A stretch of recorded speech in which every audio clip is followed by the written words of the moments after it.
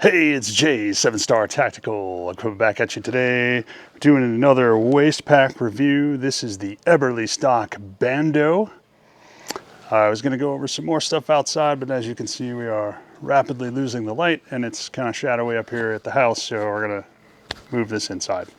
All right, so I'm doing some different things with this pack. So I just want to show you, this is where it rides.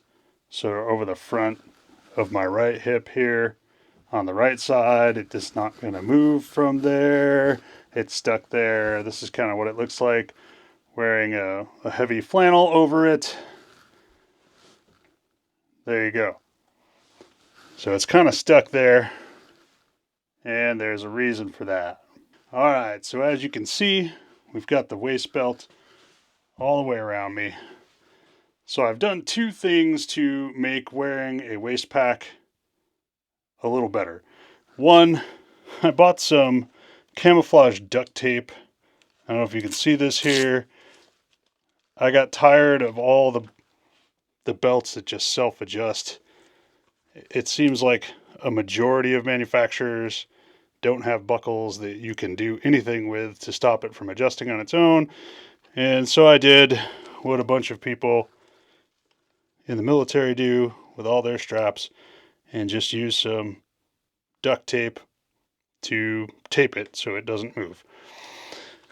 The second thing I did, and you can see because it's over the duct tape here, is I bought some cheap belt keepers on Amazon. So I don't know if you can see that.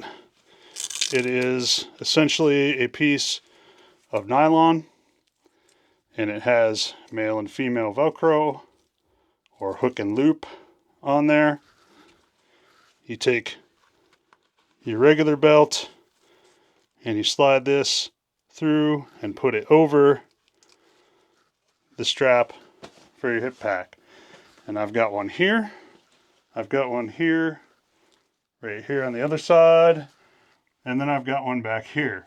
The reason I have one on the back is that these tend to slip up over your belt on the back and then ride against your back instead of on the waistline on the belt or below it. And that drives me insane. And it kind of makes the whole pack just come up, and then it wants to flop around. And so if you put those three keepers on, right, this pack does not want to move. So that's pretty cool. Now, I can hear you saying, "Hey bro, but how do you pin that?" Well, your parents should have taught you that. But here's an easy way to do it, right? So you got a keeper over here. You got a keeper here. You got a keeper in the back. If you have to go to the bathroom, you simply undo the buckle. This will just stay right here. So when you take your pants down, right, then you undo your belt, then you take your pants down. Just make sure that this doesn't touch the icky ground in the public bathroom or wherever you are by putting it on top of your pants when they're around your ankles. And then, when you're done, pull your pants back up, buckle your belt, take this from where it's dangling on your side, pull this around to where you want it to be, and buckle it back up. That's it. And you don't need to take it off to get to your fly if you just gotta pee. Alright, let's move into the pack features. Alright, so once again, this is the Eberlestock Bando. Let's start with the most important feature on any of these waist packs, and that is the strap that keeps this thing on your waist. So like I already said, this strap, it's just not great at keeping this pack where you want it on your waist. So what I did was came in here. This is genuine 3M tape, right? I got this on Amazon for a couple bucks. Adjusted this where I wanted it, and then just taped the snot out of it, basically. And now it can't adjust itself, so it's good. There really is no way. This is one of those closed belt loop systems, so there is no way to turn it back through to keep it from adjusting like you would try on another one, even though that often doesn't work either. So there was really no way to stop this one from adjusting it other than block it from actually moving. So you do have the plastic clip on one end. You got the plastic clip on the other end. Comes on and off pretty solid. It's a nice clip. I wish these strap adjusters were a little better at not letting the strap adjust when you didn't want it to. I ding pretty much all of the packs for that because they all kind of suck for that. It would be nice if someone came up with a way to stop it from adjusting itself so that you don't have to do stuff like this. Again, we've got, well, they came in a pack of 4, but I've got 3 of these that I use with the pack. I usually just keep them in the pack so I know what they are. Yes, it does take some doing if you're going to walk out of the house. You then strap the pack on, and then you put 3 of these on. It takes all of about 30 seconds, but yes, it is a little slower than just strapping the pack on. However, I do like the fact that I can walk out of the door and know that my pack is not going to move or go anywhere. It's not going to be resting in an uncomfortable place while I'm driving. It's not going to be swinging around. So this is something that I will probably use with all packs at some point now because I like not having them move around. I like them tied to my belt. All right, so this pack, I didn't even know this existed. I was just looking at packs one day online, and this was actually suggested to me by Google when I was doing a search. I didn't even realize Eberlestock had a waist pack. My hiking backpack is Eberlestock. I love it. So I was like, oh, I definitely have to try the Bando. So obviously it's got this strap. Let's get this out of the way. This, you cannot take off the sides of the pack. It is sewn on there with these wings on both sides. There is not really any padding on the back here. It's just the Cordura. I think there's like a layer between the Cordura and the loop inside, which is that crunchy that you're hearing there. So there's no padding in there. I haven't really found that to be a problem. Maybe because of where I rest my packs, it doesn't bother me.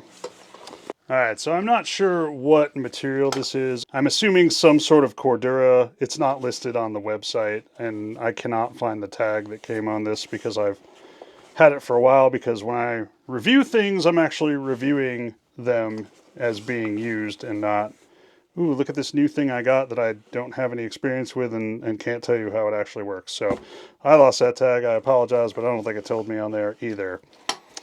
Moving on, you can get this in different colors. Obviously, it comes in multicam. It also comes in, I believe, either Ranger or olive drab green. It comes in brown. It comes in gray, and it comes in black, and it comes in blue. So if you don't want the camo, you don't have to. Again, I live in Eastern Tennessee. I like multicam, clearly. And so I got the multicam one. All right, on the front here, you've got a bit thinner material on this front pouch than the rest of the material. This is very thick, feels like, 500D Cordura.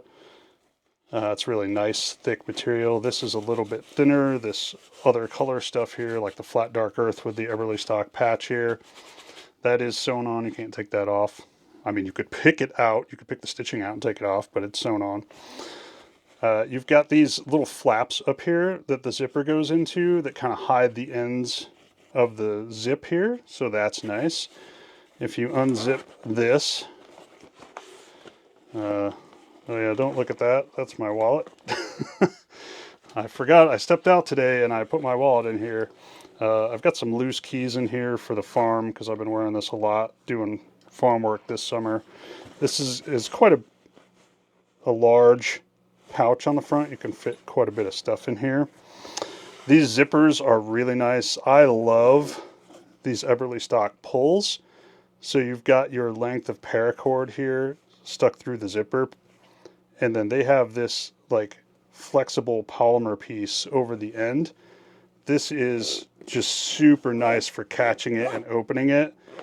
I love these. These are fantastic. And my sheep, my little lambs, chew the snot out of these, and there's not even teeth marks in them, so that's pretty cool. All right, moving on. So you do have the secondary pouch here. Again, you've got these flaps on the end that kind of cover the ends of the zipper. This does just have one zipper like the front pouch. And then I have quite a bit of stuff stuffed in here. This kind of flaps over, so the zipper is on the front rather than on the top there. And you can see if I pull this open here, what we've got going on. I've got a couple of spare mags just stuffed in here right now.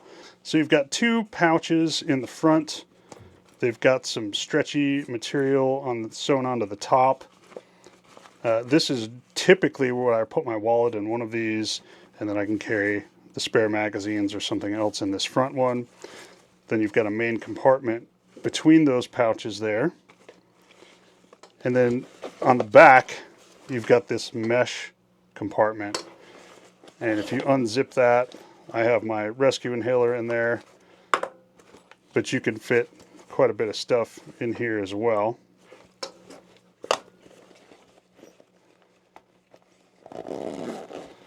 And that's nice for if you don't want things to fall out. And in the summertime, I've been putting a small microfiber camping towel in there, just because I sweat a lot, and it's nice to be able to reach in here and pull out something to dry myself off so I can see.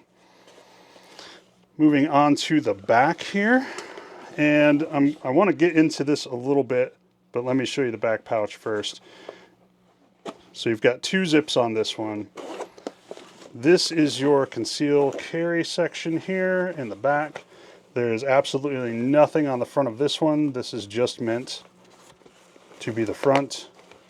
There is nothing there to put anything on. There's no hook and loop. You can't do anything with the front of this one at all. It's all about the back. You can see I've got some stuff in here. So let me take this out. Spare magazine. That is just on a hook and loop spare magazine thing that I don't even know where this is from. I've got to get one that's not stretched out that will fit these magazines, but I just haven't done it yet. And then obviously my EDC is in here, my SIG P365. That is Velcroed. Oh, if I can get that off, that is Velcroed on the back there. So you can see you've got a nice section on the back here to hook and loop. I just say Velcro because I was, raised in the 80s. So you can Velcro stuff on here. Clearly this has been out in the field with me because there is grain in here. There you go. So you can put your EDC, firearm, or whatever you want in here. Velcro it to the back. It's not going to move around as long as you got that Velcro on there. Plenty of room for a 365 with a hollow sun. You can see you've got a little bit of space there. Now, Eberlestock does say you can fit a Glock 19 with an RMR in here. I'm not sure if that's true. I do not have a Glock 19. However, what I have is a Glock 26 with a light on the front. And I've got to tell you, I sincerely doubt that you're going to be fitting a Glock 19 in here. I just don't think there's any way. I've got an extended handle on this 26. It's already going into the bottom off the hook and loop due to that. And I don't have a hollow sun on here, but if I did, I mean, this is going to have to be arranged in a way to keep that hollow sun from keeping the zipper from closing there. I really think that Glock 26, obviously, 365, Springfield Hellcat, something like that. One of the super compact 9mm or a 380 or something is probably the limit of what you're in reality going to be able to fit in here. I don't think they're lying. I think they're just maybe maybe a little overly enthusiastic about what would actually fit in here. I don't see a Glock 19 with any sort of red dot sight or light actually fitting. I mean, it's going to stick out of the side of the bag. Is probably the best you're going to be able to do. So take that sizing with a grain of salt. I don't think that that's going to work. All right, the other thing I wanted to get into with this one, I apologize, I don't believe I have any what they would call compact handguns like a Glock 19 or a P320C. I just realized almost all of my handguns are either subcompact or massive. So for maybe comparison, I do have a P322. So this is a 22, but when I looked at the 365 XLs in the store, this seems to be comparable in size. So there is that. With a red dot on something like this and a full compact, I don't even know if you would consider that compact. That's pretty long, but this may be comparable a little bit to a Glock 19. You're going to have a hard time zipping this up with a red dot on there. I don't think there's any way a Glock 19 is going to fit in here.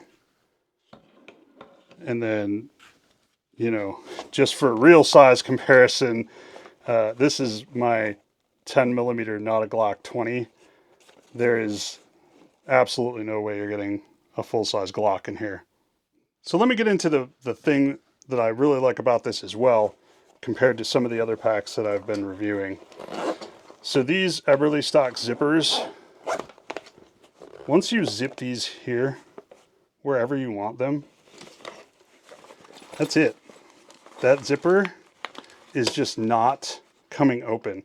I have worn this pack out in the field, using the brush hog, taking care of my animals, doing chores, going shopping with my wife, going to the grocery store, driving around.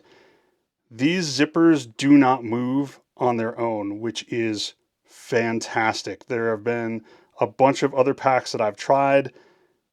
If you have and now this of course does not have it, but you can leave this kind of open and they don't adjust on their own.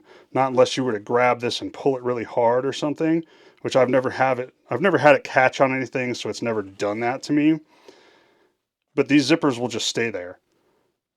Now, pretty much all of the other packs I've reviewed, after a while, if you've got the emergency tab thing here to pull it open really quick, or even if it's just closed all the way, and you kind of have them on the corner here so that you can grab them and open them really quickly, those zipper pulls always start to open.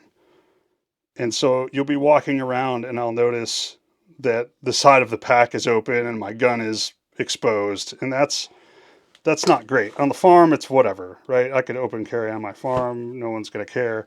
But when I'm in Walmart, I don't want people to know I'm armed, and I don't want my gun just flashing everybody. And the Eberlestock, the Bando, is fantastic for that reason alone, for these not separating or opening farther than you have them opened ever. That is great.